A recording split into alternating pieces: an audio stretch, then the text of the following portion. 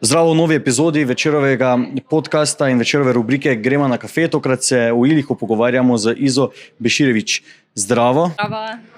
Najboljša študentka Univerze v Mariboru v študijskem letu 2022-2023 si bila Iza. Jaz bi rekla, da poleg odličnega študijskega uspeha je potrebno sodelovati na veliko projektov, se udeleževati različnih obštudijskih dejavnosti, sestaviti kakšen članek ali dva, strokovni, znanstveni, sodelovati na različnih projektih, ki jih ponuja fakulteta, prav tako pa se udeleževati oziroma postati član študentskega sveta, akademskega zbora, senata in tako dalje, torej čim več nekih dodatnih aktivnosti. Glede Maribora bi si predvsem želela, da bi bil deležen večje decentralizacije, v bistvu da celotna Slovenija, da bi bila deležna večje centralizacije, da bi se prenesle različne državne institucije v Maribor, kajti kot vemo, ima Ljubljana velike težave tako z jutranjimi konicami, torej promet, prav tako stanovanjska problematika, in mislim, da bi se dalo tukaj nekaj narediti, da bi se preneslo del institucij v Maribor, da bi to bilo zelo dobro za mesto.